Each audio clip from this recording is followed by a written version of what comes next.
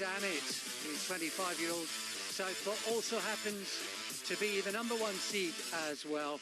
And for the first time tonight, we have got the first seed against the second seed, the first of 5 such top-class contests. Uzbekistan, ZOIROV SHAKHOBIDin.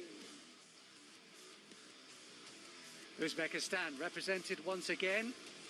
1 gold medal tonight, 6 more possible, and this man, the 28-year-old Shakhobidin ZOIROV, the #2 seed and also the reigning world champion from a couple of years ago. So much experience internationally in all sorts of formats. Really looking forward to this one. The medal haul between these two is pretty unbelievable, really, isn't it? ZOIROV actually beat AMIT in that 2019 World Championship final, so that's a high-profile contest they've shared in recent times. But AMIT, the defending champion and Asian Games gold medalist, ZOIROV an Olympic champion as well from 2016. I don't think he's won an ASBC gold, ZOIROV. He's got a couple of silvers in 2015 and 2013, and both of these qualified for Tokyo. Couldn't really ask for more, could we? Yes, a couple of silvers. He's been a finalist twice before, ZOIROV. And really looking forward to this one. ZOIROV, as Andy was saying, has beaten AMIT not once but twice. He beat him early this year in the Governor's Cup as well, and it was quite a comfortable scoreline on that occasion. So he might feel that he's got AMIT's number in the blue silks. Both southpaws, both letting the hands go already on. I tell you, 30 seconds gone, and this is a really good start.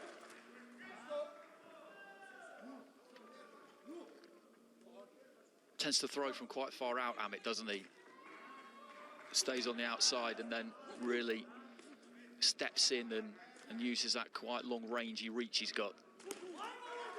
Nice short left hand there from ZOIROV, landed, but a couple of short hooks up close. There they go again. The referee just felt that one of those was maybe in the inside of the glove, but this is looking pretty tasty through the first minute. Heads coming a little close. And in those fast, frenetic exchanges, and it's not always easy to see who's landing the telling shots. No, it isn't. There's some solid punching being done in there as well. Just before he pulled up the fighter for hitting with the inside of the glove there was a sharp left hand, I think, landed by AMIT. And they're both looking to really do some damage here. There again, you see ZOIROV getting off the 1-2, but he was clipped in that exchange. Nice jab coming in from AMIT as well.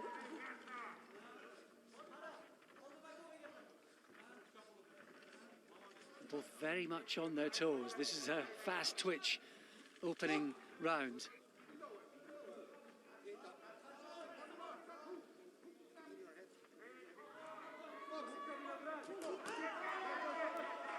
Nice to see ZOIROV finish up that combination with a right hook to the body.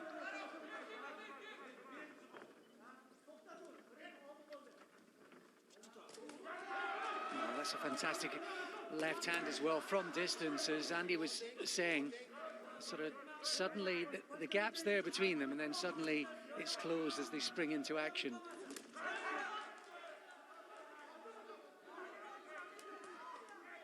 Again, ZOIROV finishing off with that right hand to the body. He's doing that with plenty of his combinations, and those are scoring shots. You see more of them in elite boxing these days. He's got great balance, ZOIROV, hasn't he? You just see him just up and down on the balls of the feet there. Quite a lot of movement, but it's not that extravagant.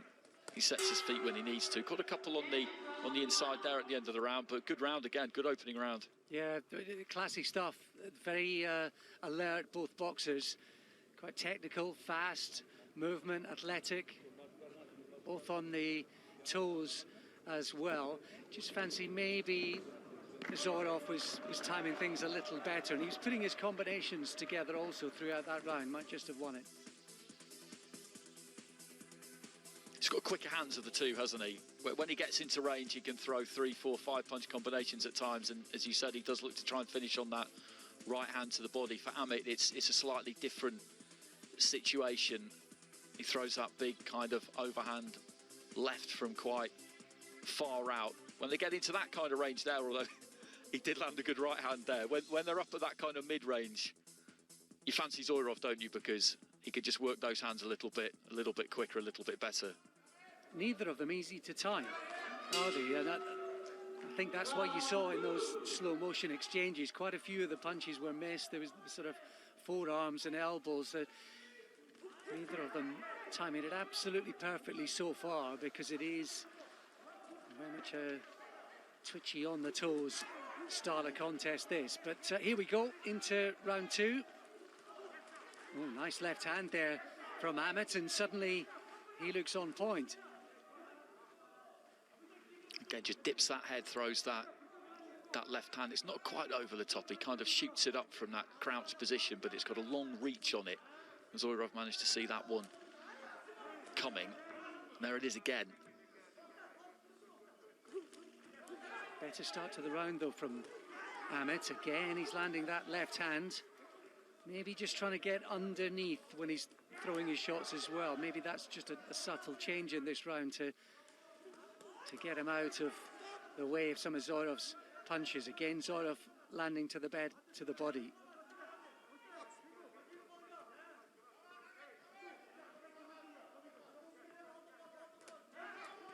Another left hand from AMIT. This is a much better round for the Indian boxer.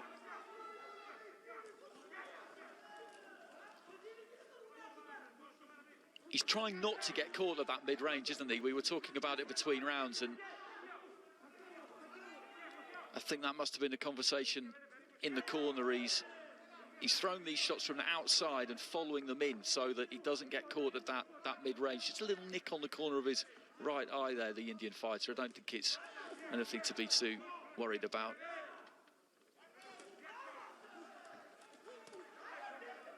Body shot there from ZOIROV. He's been kept quieter though in this round, I think it's fair to say. He's landed that long left hand.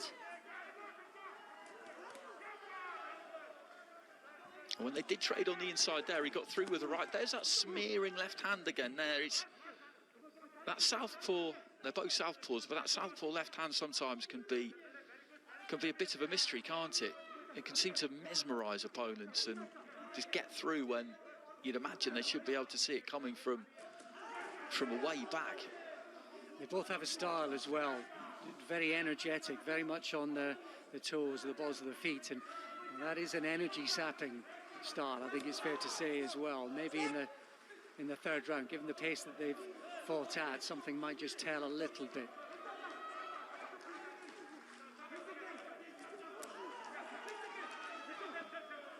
I make this as a good round for AMIT. I agree with you. I think ZOIROV won that opening round, but I'll probably go red corner with this second round, which could set things up very nicely for the third and final round. And that point you made about this being an energy sapping way to fight, maybe ZOIROV possibly emptied the tank a bit too much in that opening round. He was really busy, wasn't he? He maybe needs to recharge a bit for the third and final round, because this is, for me anyway, this looks like it's right down to the wire, this.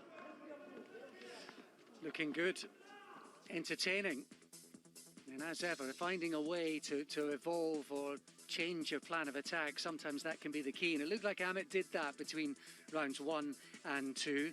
What we would say about ZOIROV, though, when we're discussing the energy and all of that, how they'll feel in the third round, he does have that WSB experience, doesn't he? So he's been the 5 rounds on a few occasions, and he's also boxed 3 times as a pro as well.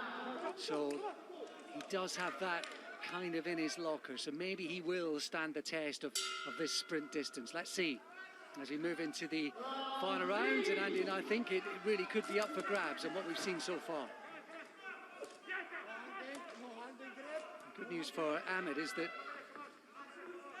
he was being outworked. He was being hustled, wasn't he, when they got close in the first round. He seemed to nullify that a bit, or maybe just match ZOIROV in the second round.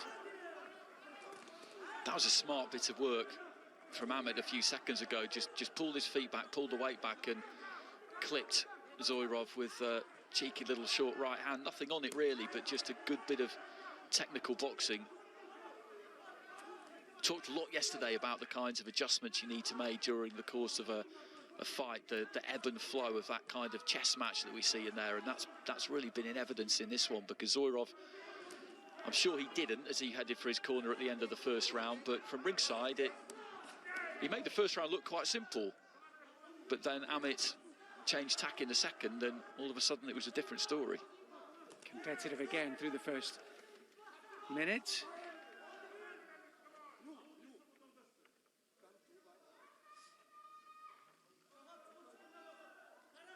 Again, just checking on something. Didn't quite see. Is there a little nick to the right eye? No, just precautionary. Doesn't look too bad. And able to mop that away. Just looked like a little nick. Just being careful, absolutely as it should be. And the action unfolds. That's a huge right hand getting through in that close-up exchange. It was Amit who landed it again, gets through with another one. Some of the telling shots at the business end down the home straight being landed by the Indian.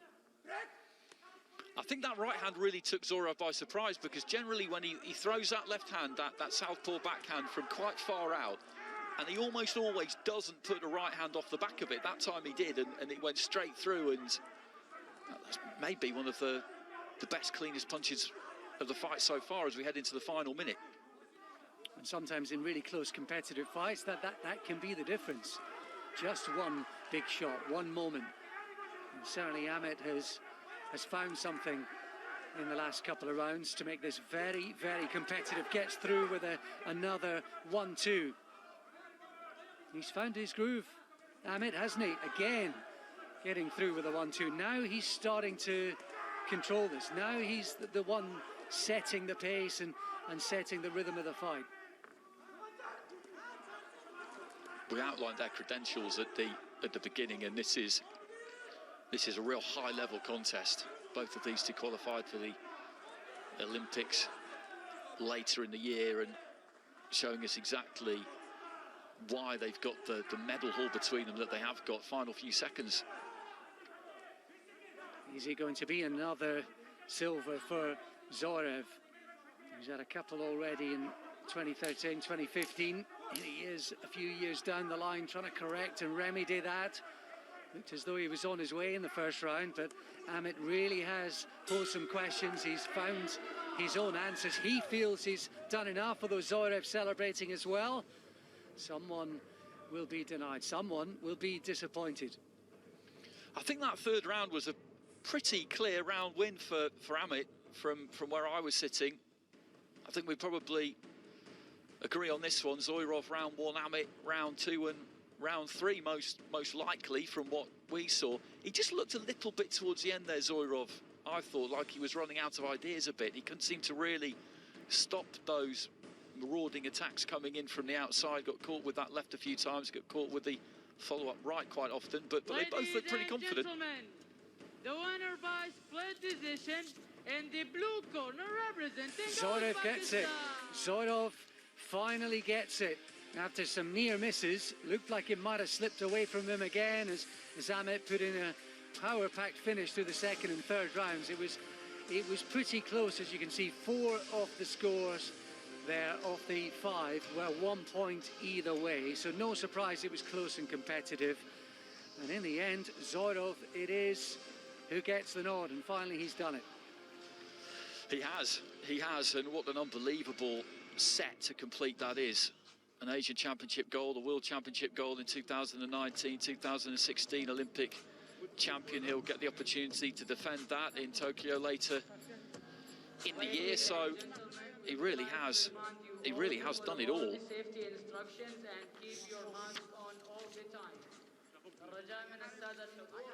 And that's 2 out of 2 for Uzbekistan so far.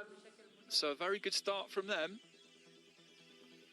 Well, it was a breathless affair, wasn't it? And it was a terrific start from Zoirov, who looked to pick things up quicker and sharper. It was a good response, though, through the second rounds. There was a change in the play. There was a adopted new tactics, managed to get his timing right, Amit, and we thought he'd done particularly well in those rounds, but they were fiercely competitive, and no surprise that the 4 of the 5 scorecards were just 1 point either way.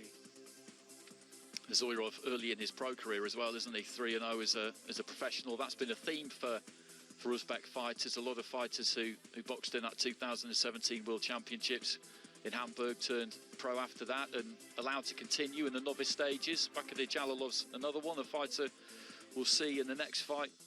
Muzahailov.